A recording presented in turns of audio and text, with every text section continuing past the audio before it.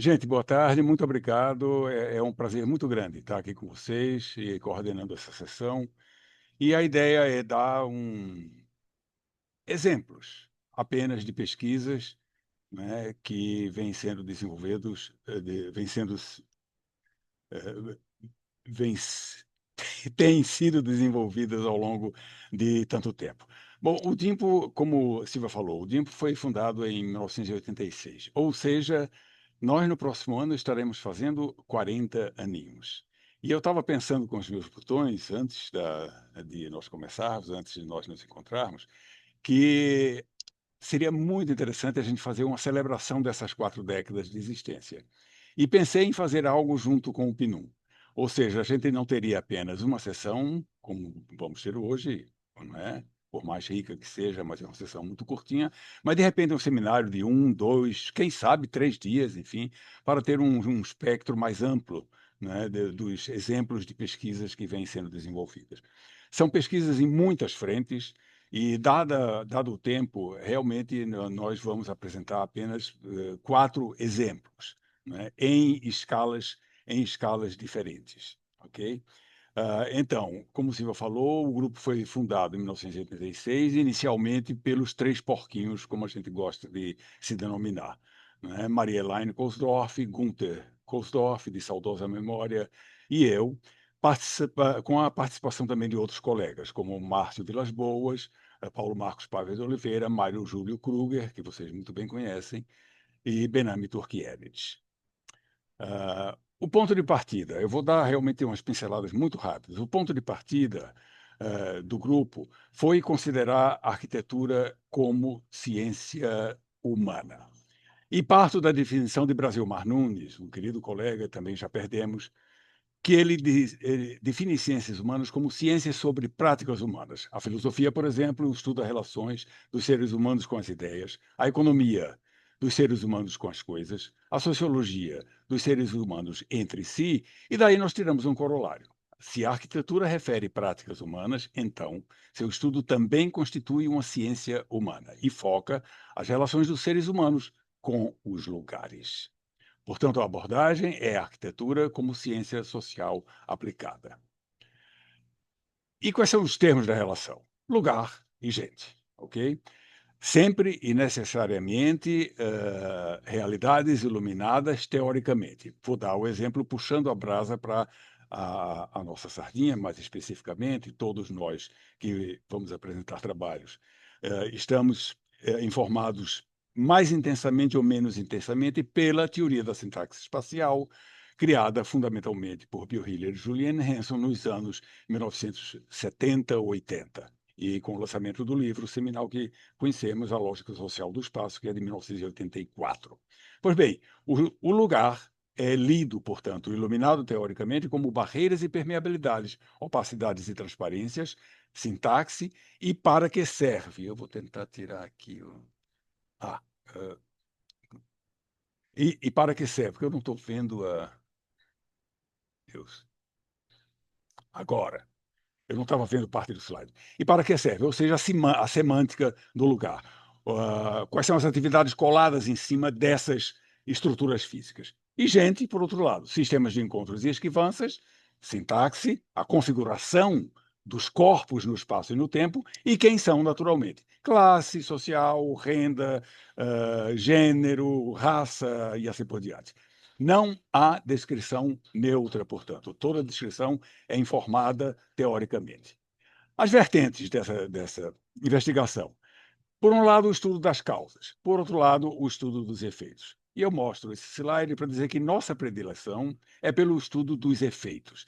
E assim que nós desenvolvemos uma série de aspectos ou dimensões pelas quais nós somos afetados pelos lugares. Portanto, a arquitetura como uma variável independente que interfere prática e expressivamente nas pessoas. Ou seja, ela resulta em alguma coisa, ela não resulta de alguma coisa. Portanto, é uma abordagem, como coloca muito bem Maria Elaine Gunther, no seu livro Ensaios sobre o Desempenho Morfológico dos Lugares, é uma abordagem relacional, relacionando lugar com gente, e é uma abordagem dimensional, portanto, trata de dimensões, aspectos, facetas de desempenho pelos quais a arquitetura dos lugares nos impacta. Ou seja, ciência holística, para nós, é uma contradição em termos. As escalas, e agora usando como ferramentas descritivas técnicas que vêm da teoria da sintaxe espacial, temos uma escala que é nacional, a escala do território de um certo país, enfim, na formação social do Estado, e a representação se dá pelas rodovias, nesse caso. E as cores, muitos de nós estamos familiarizados, significam as linhas que são mais integradas, ou seja, as linhas de mais fácil acesso ao conjunto do sistema. É uma abordagem sistêmica dos lugares. Baixando a escala, agora nós temos a escala metropolitana, e agora eu estou dando como exemplo a área metropolitana de Brasília, essencialmente o centro, o coração da área metropolitana de Brasília. Rigorosamente, legalmente ela é um pouquinho maior, mas essa é a sua essência. Em terceira escala, o município, a municipalidade, agora eu tenho o município de Brasília, com todas as vias que varrem esse território. Na próxima escala, eu tenho o bairro, e no caso de Brasília, são as regiões administrativas, é o plano piloto, não é? Por exemplo, como região administrativa 1. A quinta escala é a escala da vizinhança, e agora eu tenho uma unidade territorial menorzinha, rigorosamente definida, como, por exemplo, uma superquadra, e novamente aqui vocês veem à direita um mapa de axial que cobre todos os espaços entre as barreiras desse lugar. E aqui a última escala edilícia, que é a escala de uma residência em si. No caso, o mapa de integração das células espaciais, pelas quais eu decomponho esse espaço interno de uma casa, é a minha casa de Brasília, e a medida de integração. Em vermelho, novamente, os espaços que são mais visíveis de e para todos os lugares. Para nós, e aqui vai uma provocação, a morfologia urbana é uma subdisciplina da arquitetura, a arquitetura lato sensu, que vai do território nacional até a arquitetura edilícia. E a morfologia urbana se encaixa predominantemente nos intervalos escalares de 2, 3, 4 e 5, que a gente acabou de ver. E aí, rapidamente, só os mestres na construção de uma ontologia, ou seja, a natureza da arquitetura, e a gente aqui vai para além da teoria da sintaxe espacial. Evaldo Coutinho, para quem a arquitetura é constituída por elementos fim, espaços vazios, e elementos meio, cheios e volumes. Bill Hiller e Juliane Hanson, para quem interessa os espaços fechados, espaços abertos e as transições entre eles. Para Milton Santos, a cidade é feita de fluxos e fixos. E para Bourdieu, a gente explora o conceito de capital, trazendo o conceito de capital para o âmbito da arquitetura. Bourdieu lida com capitais como recursos que a gente mobiliza e que constituem o nosso hábitos, ou seja, formas de ter, sentir, pensar e agir. E estou encerrando, e com isso a gente cria uma terceira estrutura socioespacial, que é a estrutura que incorpora o capital social como sistema de encontros e a arquitetura decomposta em capital espacial fluxos, fixos abertos e edilício.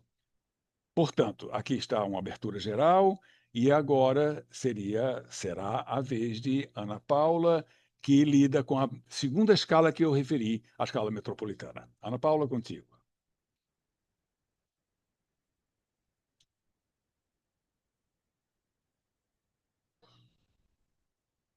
Ainda não estamos ouvindo, Ana. Pronto, desculpa, é porque na Ah, hora que eu fiz para compartilhar, ele desconfigurou a minha tela. Vocês estão vendo já a minha apresentação? perfeito. Tá, obrigada. Bem, muito obrigada, gente. Boa tarde, agradeço o convite. E então eu vou falar um pouco sobre essa escala metropolitana, usando como tema de suporte, né, para essa fala, o que foi a minha pesquisa de doutorado defendida em 2016. Opa. Pronto. E, enfim, a escala, então, essa escala de cidade, né? Mas quando a gente pensa em cidade, a gente está falando de muitas diferenciações entre o que é cidade. Então, me interessa, né, nesse trabalho especificamente, a ideia de aglomerações urbanas que estão passando ou passaram, né, por um tipo de processo de metropolização e que ocorrem em cidades médias, em cidades de população entre 200 a 500 mil habitantes, e especificamente no Nordeste. Isso tudo sobre essa ótica do que o professor acabou de falar, que é essa lógica socioespacial, né? Olhar isso sobre esse olhar. Bem, o caso metropolitano no Brasil, ele é cheio de algumas nuances interessantes. Primeiro porque, a partir da Constituição Federal de 88, passou para os estados a competência de definir o que seriam as regiões metropolitanas, né? A gente sai de uma lógica de planejamento urbano muito dominada pelo tecnocrático do período da ditadura militar e a partir da nova Constituição da República, a gente teve essa incumbência na mão dos estados. E aí aconteceu de tudo um pouco, né? Inclusive, como vocês podem ver nesse mapa, alguns estados brasileiros, com destaque aqui, não sei se vocês conseguem ver meu mouse, para Paraíba e para Santa Catarina, praticamente todos os municípios integram algum tipo de região metropolitana. Isso cresceu exponencialmente, essa constituição de regiões metropolitanas, a partir dos anos 2010. Então, o trabalho se debruçava sobre essa problemática de entender essas regiões metropolitanas, esse processo de metropolização, tomando como hipótese a ideia de que existiam sim propriedades morfológicas que dão suporte a esse processo de metropolização. Embora não sempre seja essas propriedades morfológicas que realmente levassem à criação de regiões metropolitanas do Brasil e que, inclusive, alguns lugares com esses indícios, né, de processo de metropolização, sequer eram regiões metropolitanas. Então, a ideia do trabalho, ele contribuiu, né, com a discussão desse tipo metropolitano, numa escala regional, na escala nordestina, trazendo, né, uma tentativa de uma nova conceituação sobre esse tema, principalmente porque o Estatuto das Metrópoles do Brasil, ele é bastante limitado no seu entendimento de metropolização. E mais raro ainda era discutir isso sobre o viés morfológico. A gente tem poucos trabalhos que abordam nesse sentido. Bem, em termos de teoria e método, esse é um trabalho, né, atrelado ao que o professor Holanda acabava de falar, então não repetir os aspectos teóricos. O método, ele abordava três tipos de variáveis de ordem socioeconômica, de ordem configuracional e do sistema de encontros e esquivanças. A técnica principal utilizada foi a técnica da axialidade, também os segmentos, tudo isso sobre uma base de georreferenciada e que eu defini três grupos empíricos de análise, que seriam algo que eu denomino como remines, que seriam as regiões metropolitanas do interior do Nordeste, e dois grupos de controle, tá? Então, as remines elas foram selecionadas por serem aglomerações com mais de 500 mil habitantes, que tivessem uma posição dentro da rede urbana brasileira, como sendo capital regional B ou C, e tivessem indícios de conurbação física. São essas regiões que estão aí em amarelo no mapa. No Maranhão, no Ceará, na Paraíba, e a relação entre Petrolina e Juazeiro, entre Pernambuco e Bahia. Para fazer, e a Feira de Santana na Bahia também, perdão. Para fazer um grupo de controle, eu peguei cidades que não eram necessariamente, naquele momento, regiões metropolitanas, mas que tinham alguns desses indícios de conurbação ou de desenvolvimento econômico, eram capitais regionais, que é Sobral, Mossoró, Caruaru, o Agreste de Alagoas, né, que é Arapiraca, e Vitória da Conquista, e comparei com o que a gente sabe, sabidamente, desde muitos anos, desde os anos 70, são consideradas metrópoles, que é Fortaleza, Recife e Salvador. Bem, os achados principais da tese vão no sentido, então, de descrever, por exemplo, alguns processos de desigualdades sociais que acontecem tanto numa escala intraurbana, dentro de cada uma das cidades. Isso se relaciona, por exemplo, com a forma de distribuição da renda que se existe nesses lugares, como aqui a gente pode ver nesse mapa de Campina Grande. Os espaços centrais, né, são espaços de maior concentração de renda, enquanto o restante dos municípios vizinhos tem renda muito abaixo né? Isso também acontece nas várias escalas. Aqui a gente tem Vitória da Conquista e Salvador, porém é uma diferenciação se são cidades litorâneas, onde esse espraiamento das faixas de renda se dá muito com a relação dos frontispícios em relação ao mar. Então, o mar acaba aumentando, né, dramaticamente as rendas em torno aqui desse espaço. Então, há um espraiamento diferente. E essas lógicas também, elas acontecem numa escala intrarregional. Quando a gente cruza com os dados do IBGE, dos levantamentos do IBGE, de escolaridade, emprego, né, renda, a gente tem que esses centros, concentram a maior parte dessas oportunidades, gerando, né, ou influenciando no movimento pendular entre esses lugares. Foi avaliado também a questão das centralidades, né?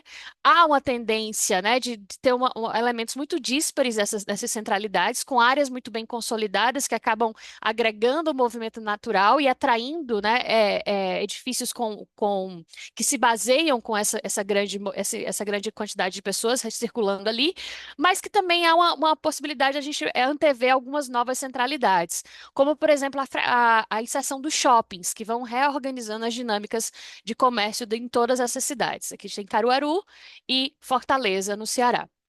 E essas disparidades, elas se organizam também numa segregação espacial. A gente tem faixas de renda muito diferentes, né, em relação com as densidades de cada um desses lugares. Então, nesses mapas de densidade, a gente vê essa diferenciação entre o centro e a periferia nessa escala metropolitana desses vários municípios. Aqui, isso em Recife, acaba, né, Recife, as grandes metrópoles, eu acabo espraiando essas densidades para as cidades mais conurbadas, próximas.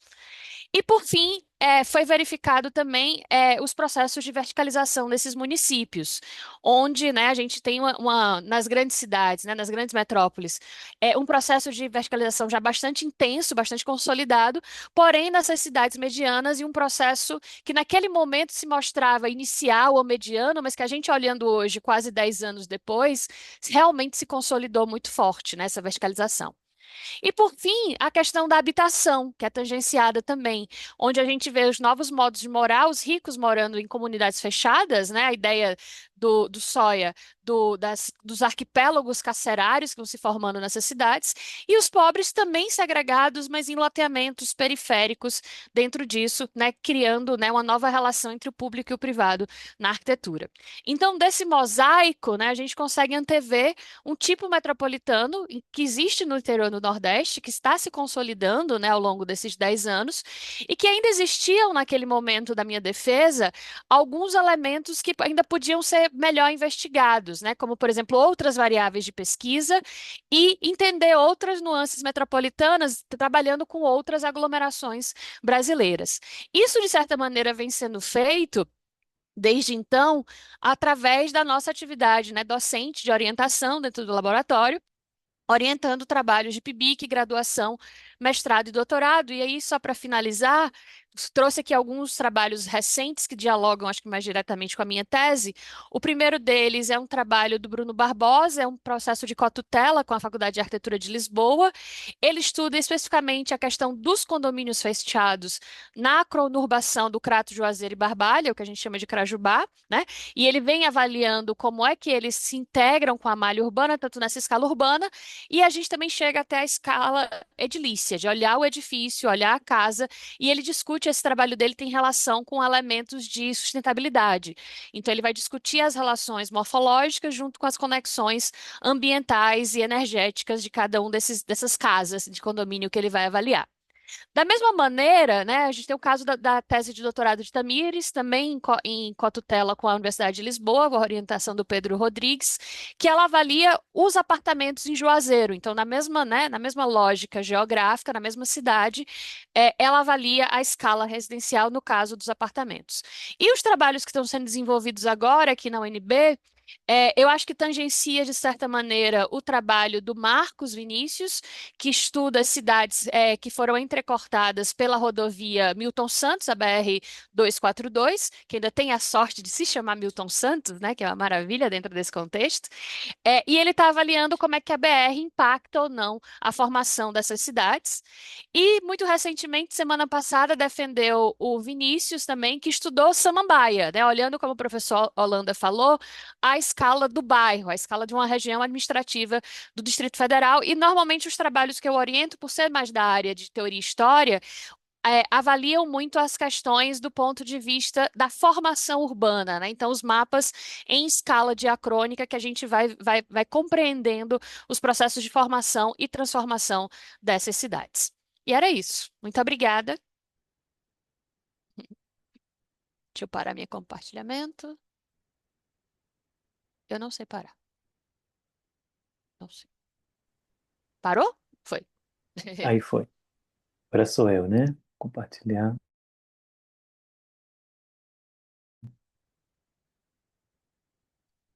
Tudo bem. Vocês estão vendo minha tela? Sim? Bom, então, boa tarde a todas e todos. Muito obrigado pelo convite. Uma honra estar aqui hoje com vocês. Meu nome é Matias Ocarança Pacheco e vou apresentar brevemente os resultados da minha dissertação de mestrado, que foi orientada pelo professor Holanda e co-orientada pelo professor Valério e defendida na UNB em 2015. O título da dissertação ele foi Os Limites da Gentrificação na Vila Planalto e foi desenvolvida também com bolsa da CAPES, a quem agradeço pelo financiamento. A Vila Planalto é um antigo acampamento de obras, né, remanescente da época da construção de Brasília e se localiza no plano piloto de Brasília a 1,5 km da rodoviária, eh, da rodoviária do plano piloto, que é o cruzamento entre o eixo monumental e o eixo residencial. Eh, A Vila Planalto ela foi implantada em 1956 com um acampamento de obras que abrigaria os funcionários de 4 empresas construtoras que ergueram os principais prédios públicos de Brasília.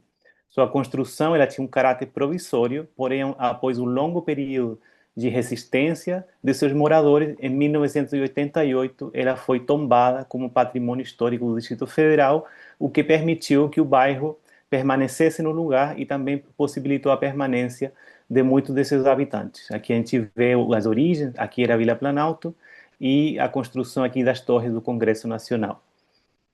Após o tombamento, as construções e a forma urbana da vila passaram por intensas transformações, perdendo rapidamente suas características originais. As casas, como a da foto, originais, eram de madeira e é um exemplo de arquitetura vernacular moderna.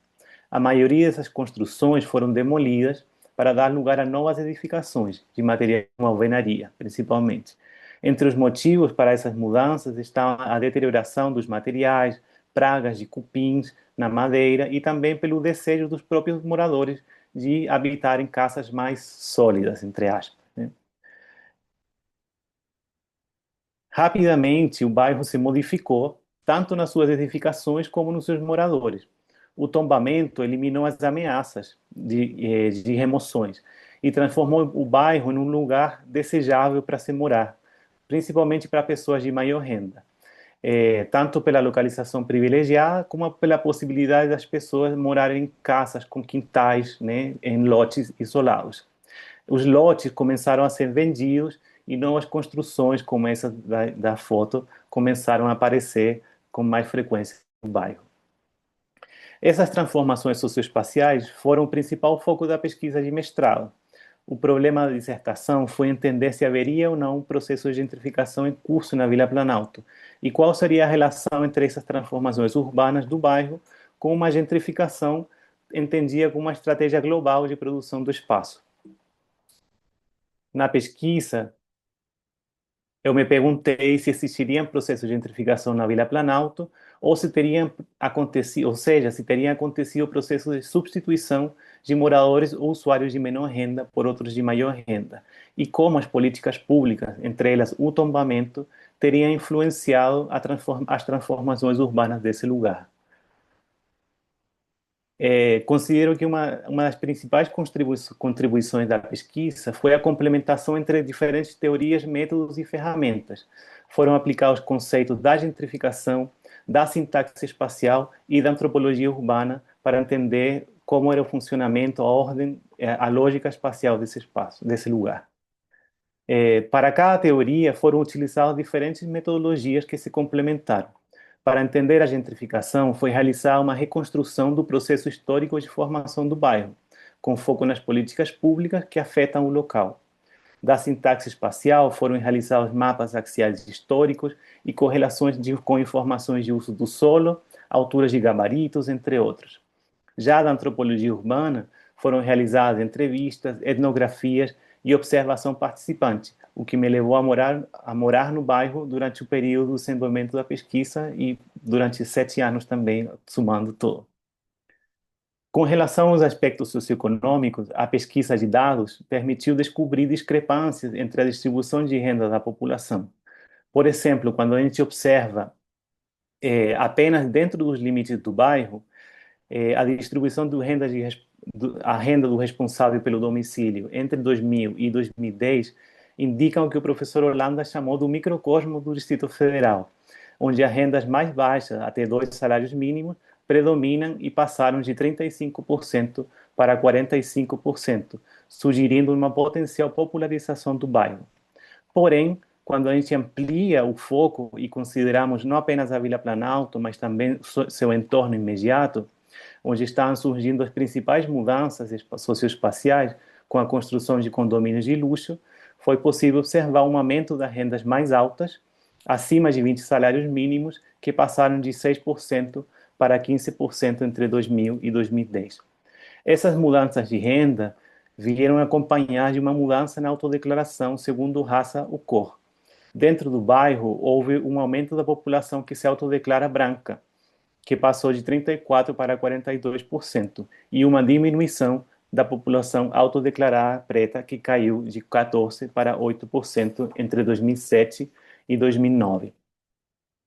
Esses dados gerais do bairro, eles escondem algumas diferenças internas entre os diferentes acampamentos remanescentes. No entorno do bairro, nos setores de clubes, onde começaram a ser construídos condomínios de alto padrão, predominam rendas altas, acima de 10 salários mínimos, enquanto que no interior da vila há um maior percentual de moradores com rendas baixas de até 2 salários mínimos.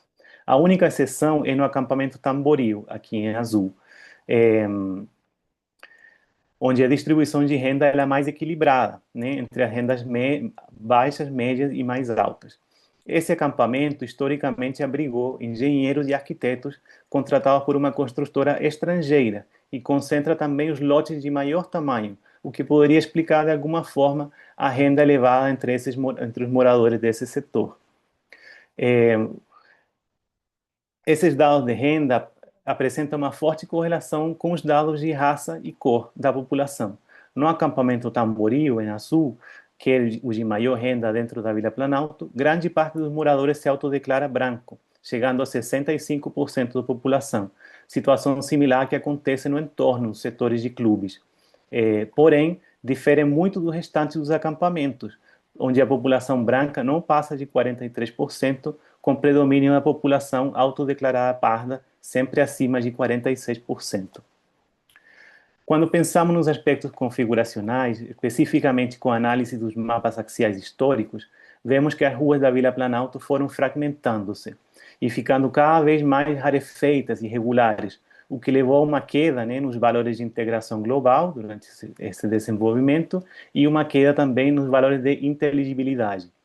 Essas transformações têm uma explicação histórica, pois até o tombamento, o ocultamento das casas pela irregularidade das ruas foi uma estratégia utilizada pelos moradores para se esconder da fiscalização e das tentativas de remoções. Quando consideramos a forma urbana interna do bairro, os mapas de segmento mostraram-se mais precisos para indicar os potenciais espaços centrais e de maior circulação. No caso da vila, por ser um bairro relativamente pequeno, a maioria das pessoas se movimenta a pé ou de bicicleta. Com isso, os mapas de segmento para as medidas de integração e de escolha para um raio de 400 metros destacaram a centralidade de quem utiliza realmente e reside no bairro, correspondendo aos espaços centrais ao redor das praças Serra Malho e Nelson Corso, que ocupam esses espaços vazios aqui. Lugares que posteriormente a pesquisa etnográfica identificou como os espaços mais utilizados pelos moradores do bairro. Outra mudança significativa nos últimos anos foram o aumento das alturas de gabarito, o aumento dos lotes com usos comerciais e mistos e o aumento da população que mora em condição de aluguel. Quando correlacionamos visualmente os usos do solo com os mapas axiais de integração, vemos que a maioria do comércio está localizado nos cruzamentos de maior integração global, onde estão os principais restaurantes que servem aos usuários externos do bairro. Contudo, no centro do bairro, que é próximo das praças, estão localizados os principais comércios que são utilizados pelos moradores locais. Com essas informações levantadas, foi utilizado o método etnográfico para tentar entender o que acontecia nesses espaços que eram apontados pela sintaxe como significativos. Com a observação participante e pelas entrevistas, identificamos diferentes tipos de residentes. Primeiro foram os pioneiros, ou moradores mais antigos, que chegaram para construir a capital. Posteriormente, entendemos os que chamamos de primeiros colonizadores, que foram funcionários públicos que chegaram a morar nos anos 80 e 90. Novas classes médias que chegaram a morar no bairro nos últimos anos, que eram jovens profissionais e estudantes que buscavam morar próximo do centro. E outros moradores que identificamos como contra-gentrificadores, que são os trabalhadores manuais, principalmente trabalhadores da construção civil ou garçonetes de restaurante, que chegam a morar no bairro em condições mais precárias, porém que aproveitam a proximidade física com os postos de trabalho. Assim, identificamos diferentes espaços simbólicos do bairro. Por uma parte, os espaços gentrificados pelos usuários externos, que aconteceria pelo aparecimento dos restaurantes de maior padrão econômico, próximos da Praça da Igreja e dos setores de clubes. E, por outra parte, os lugares contra-gentrificados, que são principalmente aqui o setor de oficinas, com moradias de aluguel a preços mais baixos, e também pelos espaços públicos que são mais utilizados pelos moradores locais. A dissertação de mestrado permitiu entender que a gentrificação da Vila Planalto é uma gentrificação simbólica. Principalmente acontece pela ocupação de usuários temporários que se apropriam dos espaços e comércios melhor integrados com relação ao plano piloto. Para que essa gentrificação simbólica acontecesse, o papel do Estado foi fundamental, implementando políticas públicas como o tombamento nos anos 80 e também nos anos 2010, a partir de iniciativas para transformar a Vila Planalto num polo gastronômico. No entanto, essas tentativas de enobrecer e disciplinar os espaços públicos criaram resistências ou contrausos em determinados espaços, como o que acontece no setor de oficinas, onde ocorre a popularização da Vila Planalto. É isso. Muito obrigado.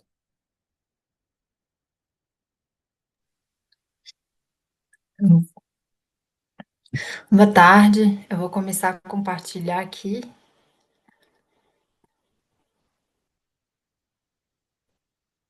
Pronto. Boa tarde, muito obrigada também pelo convite. Como disse o Matias, é um prazer, é uma honra e um prazer estar aqui.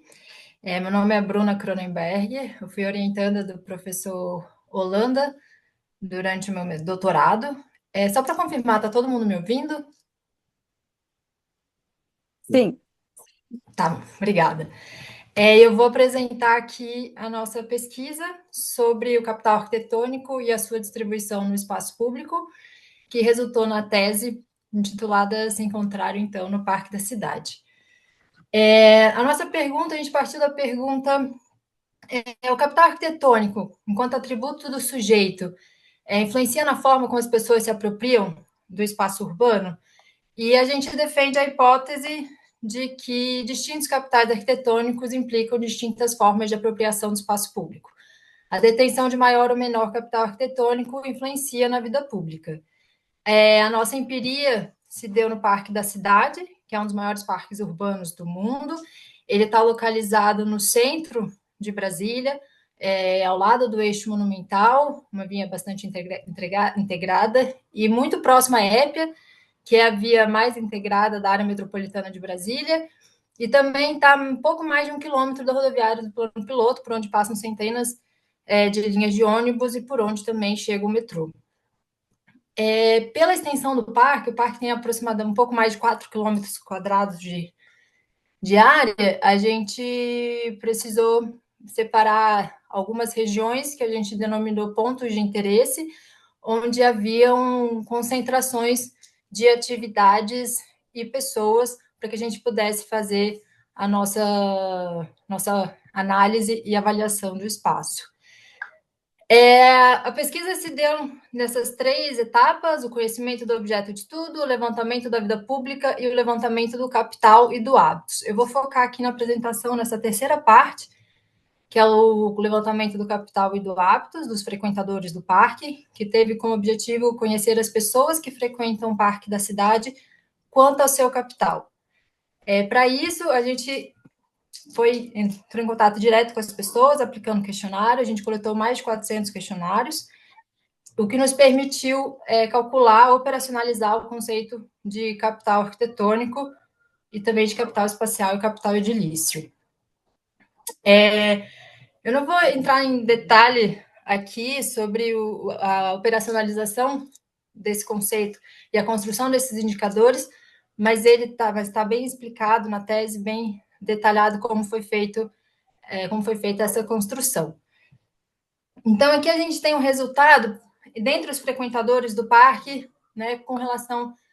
Aqui, na verdade, o capital espacial, como ele pega o poder de movimento, e a gente utilizou como variável, deixa eu retornar aqui, o espaço, a configuração urbana, então medidas configuracionais a partir da teoria da sintaxe espacial, e também o tempo de deslocamento casa e trabalho, né, que é fornecido pela pesquisa distrital de amostras de domicílios e pela infraestrutura urbana também.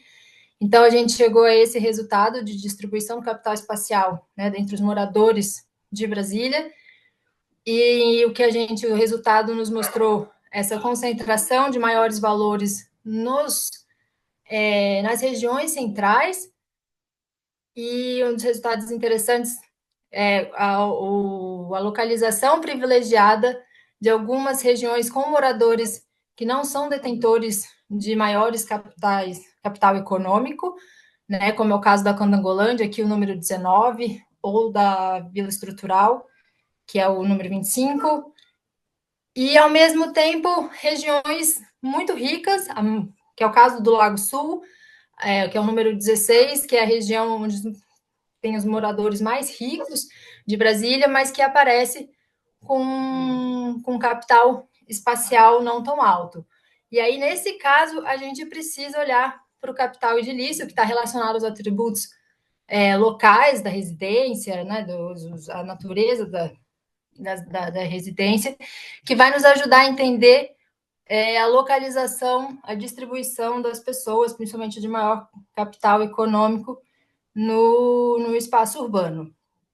E esse é o caso, por exemplo, do Lago Sul, que não tem um alto capital espacial, mas que tem um altíssimo capital edilício. No Lago Sul, no caso, não está nem entre os 10 maiores valores de capital espacial, mas o capital edilício. Então, os atributos locais vão ajudar a gente a entender a distribuição das camadas sociais no espaço. E aí, a partir desses indicadores, a gente consegue chegar no indicador de capital arquitetônico, onde o respondente de maior capital arquitetônico, né, dos frequentadores do parque da cidade, foi justamente o morador da Vila Planalto, que o Matias acabou de apresentar a sua dissertação sobre. E o que isso nos mostrou foi que a variedade edilícia do bairro correlata à variedade do capital edilício da sua população. Então, o alto capital espacial da população, né, muito próxima ali ao plano piloto, à esplanada dos ministérios, somado ao alto capital edilício de alguns de seus moradores, vai resultar nesse alto capital arquitetônico. E aí, essa construção do capital arquitetônico, do conceito, né, nos mostrou que a localização é o fator principal, mas os atributos locais, o capital edilício, ele também é muito importante e vai interferir na dinâmica urbana e na distribuição da renda no espaço urbano, na cidade. E aí, a gente entrando agora no Parque da Cidade, na apropriação do Parque da Cidade, na distribuição do capital arquitetônico das pessoas, dos sujeitos, no Parque da Cidade, o que a gente encontrou foi que as pessoas com maior capital arquitetônico, elas se concentram nas atividades principalmente esportivas, né? Mais especificamente caminhada, corrida e ciclismo. E isso vai de encontro ao que o Bourdieu fala sobre a preferência das elites pelos esportes individuais. Na outra ponta, a gente vai ter os menores valores de capital arquitetônico, justamente entre aquelas atividades mais recreativas, mais atividades que estão relacionadas a grupos, né? Grupos que se encontram. E aqui também cabe a gente destacar que tanto o parque de diversões e o parque infantil são esses parques que são dois pontos que estão bem próximos ao eixo monumental e, portanto, são os pontos mais fáceis de acesso, de maior acessibilidade em relação do parque como um todo, né? Estão próximos do eixo monumental, estão próximos da rodoviária. E essa distribuição do capital arquitetônico por atividades, ela vai estar diretamente relacionada à distribuição do capital arquitetônico nos pontos de interesse. Ou seja, aqui onde a gente tem o maior valor, os maiores valores de capital arquitetônico, é justamente no pedalinho, que é uma região do parque marcada pelos grupos de corrida, de triatlo, né? Então, é onde tem essa atividade de as pessoas com maior capital estão concentradas. Na seguida, o quiosque do atleta, que é um ponto também de esportes, mas aí a gente já está falando de esportes coletivos, então tem essa diferença de esportes individuais para esportes coletivos.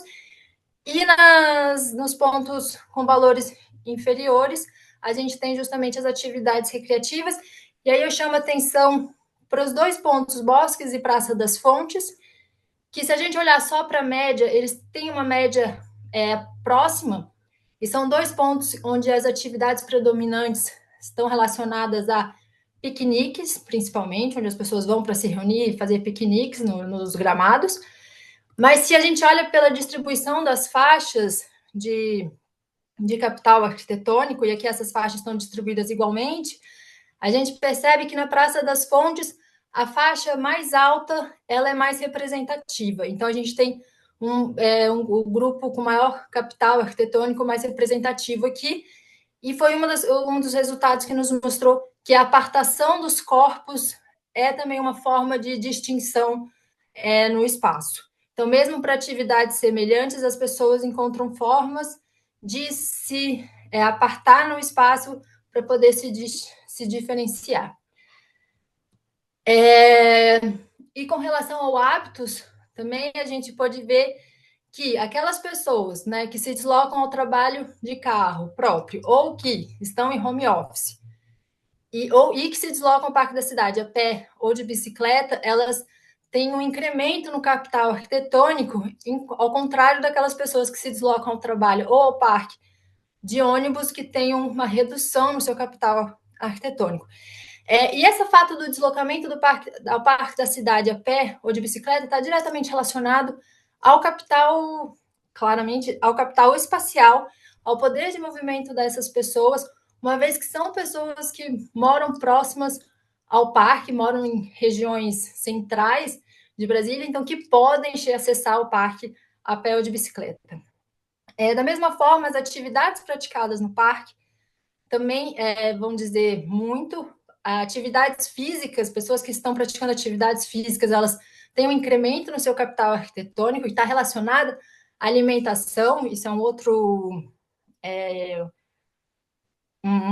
outra dimensão também tratada pelo Bourdieu nessa questão de capitais e hábitos. Então, vai estar relacionado a uma alimentação mais saudável, né, com beber água de coco e água. E, por outro lado, pessoas que estão no parque, né, para ter contato com outras pessoas, com o público, né, ter, como eu já disse, atividades que envolvem grupos maiores, também vão estar relacionadas a uma redução do seu capital arquitetônico e também vai estar diretamente relacionado a um outro tipo de alimentação, como refrigerante, pastel, coxinha ou prato feito. E aí a gente chega nas nossas conclusões, onde a gente pode dizer que a apropriação de um parque urbano é função de suas características morfológicas locais e globais, no termo da teoria da sintaxe espacial, e do sujeito enquanto detentor de capitais. Umas e outras estão relacionadas e a gente investigou justamente essa relação. Essas características do lugar e do sujeito implicam atividades diversas, mas também distinção entre atividades similares correspondentes a certos hábitos. Empiricamente, atividades podem ser similares, por exemplo, o caso dos esportes de quadras, mas também a distribuição dos sujeitos depende dos seus hábitos, que implica certo zoneamento social autoestruturado. Investigamos quem corresponde aonde fazendo o quê, e esperamos chegar a uma compreensão matizada da distribuição dos sujeitos no espaço público. Ou seja, a tradição forte é a sintaxe dos corpos no espaço público, já o conhecimento da semântica dos corpos nos guardou boas surpresas. Muito obrigada. Essa foi uma prévia apresentação do que foi a nossa pesquisa de doutorado.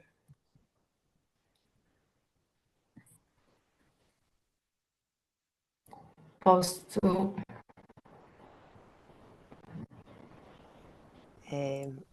Bom, vou compartilhar o meu, então, aqui agora. Vou compartilhar o meu, então.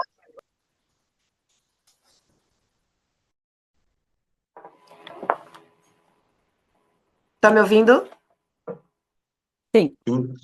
Sim. Tá bom. Como todos disseram, muito obrigada pelo convite, é um prazer e uma honra estar participando, espero que vocês estejam me ouvindo bem, porque eu estou um pouco rouca, mas, enfim, a partir do arcabouço que o professor Holanda mostrou no início, né, eu integro também as preocupações com a dimensão sociológica da arquitetura e, basicamente, o que eu estudo nos espaços públicos, que é a minha grande paixão, é como que a forma dos lugares permite que a gente consiga atrair e reter gente variada e gente sempre no cotidiano. E então isso começou depois que eu fiz meu doutorado, orientada pelo professor Frederico de Holanda, e foi quando eu migrei para a área de urbanismo da Faculdade de Arquitetura da UNB, e onde eu sou professora há 30 anos, mas eu dou projeto de urbanismo e disciplinas de espaços públicos há 14 anos. Então, basicamente, eu tenho 2 linhas de pesquisa, Brasília, Arquitetura e Vida Pública, que veio em seguida com a tese de doutorado, e o TR dos Edifícios, o Edifício Gentil, que chegou um pouquinho depois, eu vou falar um pouquinho sobre as 2 linhas. Na primeira, a partir na tese, que se chama Ao Desocupado em Cima da Ponte, eu proponho um método para avaliação dos espaços públicos. E aí esse método ele tem 5 etapas: o conhecimento do objeto de estudo, o levantamento da vida pública, onde a gente vai a campo, faz levantamento, né, de fluxo de pessoas, de atividades estacionárias, elabora mapas comportamentais, faz entrevistas. Com isso a gente, né, conhece como que é utilizado efetivamente o espaço público, faz uma avaliação da vida pública quanto a sujeitos e as atividades que são realizadas, depois uma avaliação do espaço público em termos de atributos globais. A gente também usa, né, a teoria da lógica social do espaço, então a gente, dentro dos atributos globais, a gente trabalha com o contexto onde esse espaço público está inserido e os atributos locais, onde a gente trabalha com a interface e o local especificamente, finalizando com recomendações para a melhoria desses locais. Desde que eu defendi a minha tese, eu uso esse método numa disciplina chamada Avaliação de Pós-Ocupação de Espaços Urbanos, que é uma disciplina eletiva da FAU-UNB, eu ofereço normalmente uma vez por ano, e com ela a gente vem avaliando espaços com os estudantes. E de uns tempos para cá, a gente começou a perguntar para o governo do Distrito Federal se havia alguns espaços públicos que eles tinham interesse em que a gente fizesse o levantamento. Então, essa é a minha turma de 2019, fazendo o levantamento do setor comercial sul, e muitas vezes esses dados a gente oferece ao governo do Distrito Federal numa parceria que é muito legal, e eles estão todos registrados nesse site, nesse site do nosso Centro de Estudo de Espaços Públicos, que foi um centro que eu criei quando eu retornei do doutorado, e onde a gente, enfim, agrupa as iniciativas de levantamento feitas pelos estudantes e também trabalhos finais de graduação que analisam e repropõem espaços públicos especificamente dentro do Distrito Federal. E esse conhecimento, essa prática nos levou a fazer algumas parcerias mais diretas com o governo do Distrito Federal. Eu vou apenas mostrar uma delas, que é uma análise do setor de rádio e TV Sul, é um dos setores centrais de Brasília. Esse foi feito junto com a Bruna Cronenberger e a Júlia Solero, também é uma arquiteta formada pela FAU-UNB, e a equipe da secretaria, na época se chamava SEGET, Secretaria de Estado de Gestão do Território e Habitação, em que a gente fez uma análise de como que esse setor tratava o pedestre, basicamente. A gente usou o método para poder a gente fazer um relatório para eles. Na verdade, quem fez os levantamentos em campo foram os próprios técnicos da secretaria, que a gente treinou, foi uma experiência muito legal. E aí, isso foi em 2016, em 2021 esse projeto foi implantado. Então, alguns exemplos do que era antes, do que ficou depois, a partir dessa parceria, o que nos deixa muito felizes com a contribuição que a academia pôde dar para a transformação da cidade, a partir das pesquisas de espaços públicos. Então, a gente tinha situações assim, e que foram aprimoradas a partir do projeto feito pelos técnicos do GDF, mas com a nossa parceria em termos de estudos e pesquisas. Então, acima a gente tem a situação atual, anterior, e embaixo a situação atual, sempre com um melhor encaminhamento para os pedestres, e locais que eram absolutamente dominados por carros, porque é isso, gente. A gente tem a nossa batalha, carros versus pedestres, quando a gente trata de espaços públicos. E depois, junto com essa pesquisa, a gente também tem uma grande questão, um grande estudo de caso dentro do Distrito Federal, especificamente dentro do plano piloto, que é o eixão, o eixo rodoviário, que ele divide o plano piloto em dois. O professor Holanda também tem muitos estudos sobre isso. Eu tive uma estudante de trabalho final de graduação que repropôs o eixo rodoviário com semaforização e arborização, e em 2021, junto com uma ONG chamada Andar a Pé, com o Instituto de Pesquisa do Distrito Federal, GDF, e o nosso centro, a gente fez a estruturação do método e treinamento dos pesquisadores que foram a campo para fazer um grande levantamento de campo sobre as passagens, de formas que as pessoas têm de fazer essa travessia. A gente contabilizou 25.147 pessoas, aqui estão os vários resultados, entrevistou 5.407 pessoas, e esses resultados também ajudam bastante atualmente a levar adiante discussões, audiências públicas. Esperamos que ajudem a contribuir para melhores políticas públicas favorecendo o pedestre no deslocamento da cidade. E aí a gente parte para o edifício gentil, que é a minha segunda parte de pesquisa, porque eu me dei conta, primeiro porque a gente trabalha com a interface, né? Então, dentro das características que nos fazem analisar um espaço público, contexto, interface, lugar, a interface é crucial para a vida nos lugares, nos espaços públicos. Então, o térreo dos edifícios importa muito, seja para fachadas ativas ou permeabilidade visual. E também nos demos conta de que a maioria dos estudantes que se formam, eles não vão necessariamente trabalhar com urbanismo, mas sim com arquitetura. Então, na esperança de que a gente acenda, né, essa preocupação dos futuros arquitetos para que eles se preocupem com a forma com que a fachada dos edifícios se relaciona com o espaço público, a gente entrou nessa nova linha de pesquisa. Uma pesquisa bem interessante que a gente tem para poder mostrar, que foi uma iniciação científica feita pelo Ryan, uns anos atrás, ele pegou todos os setores centrais e ele mapeou todos os térreos dos edifícios, então, implantados, para chegar a uma triste conclusão de que justamente no setor que era para ter uma maior movimentação, onde ia ter a escala gregária do Lúcio Costa, como ele previa, é justamente um setor que a gente tem uma proliferação de fachadas inativas e apenas 10% de todas as fachadas à escala gregária a gente pode considerar como fachada ativa. Então, esse tipo de pesquisa nos ajuda muito a refletir sobre como que a gente vem implementando novos edifícios nos espaços da cidade. E aí, o edifício gentil foi uma pesquisa que eu trouxe, né, falando justamente da preocupação com a interface dos edifícios, das fachadas dos edifícios com o espaço público, preocupada com a interface do edifício com a rua. E aí eu trago esses 8 itens que a gente precisa ter atenção para poder fazer com que um edifício, escolhas que o arquiteto pode fazer para que os edifícios sejam mais gentis com o espaço público, e a gente está falando especificamente de favorecer a vida pública. Olhos para as ruas, frentes, portas e janelas, receber o pedestre antes do automóvel, etc.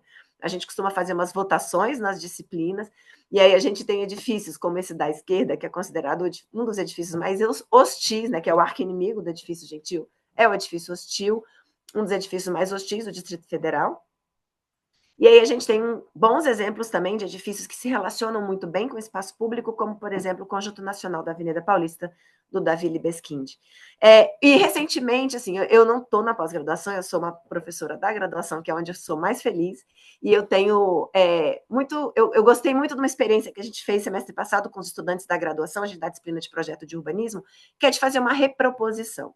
Então, para mostrar para eles como a forma dos lugares importa. Então, é importante adensar, é importante ocupar os vazios urbanos, depende como que a gente vai ocupar. Então, a gente fez uma coisa que a gente nunca tinha feito antes, que era pegar uma situação real, que é esse condomínio fechado com um perímetro de 250 por 200 metros, e depois de fazer as análises, repropor, pensar que ele pode ser uma outra coisa. Então, os estudantes fizeram novas propostas para esse mesmo local, fazendo cidade de verdade, né, gente? Bora combinar. Então, a gente teve vários grupos fazendo propostas diferentes, mostrando esse antes e depois, e, ao final, fazendo um cálculo de como a gente consegue inverter esse térreo com uma porcentagem ínfima de fachadas ativas que eu tinha na situação que eu tenho hoje lá na Ceilândia, que é esse específico estudo de caso, e dentre as propostas dele para mostrar como a gente pode ter, por exemplo, que era um dado nosso, as mesmas quantidades de unidades residenciais com uma outra forma urbana. E para finalizar, só para dizer que a gente tem, que eu fui convidada para poder escrever uma coluna quinzenal nesse site, que é um site que reúne muitas informações sobre planejamento, desenho urbano aqui no Brasil, que se chama Caos Planejado. Para mim também é uma grande alegria poder tentar fazer uma certa popularização da ciência e trazer um pouco das nossas preocupações, buscando sempre uma linguagem mais acessível para ver se a gente atende o público leigo. Era isso, muitíssimo obrigada.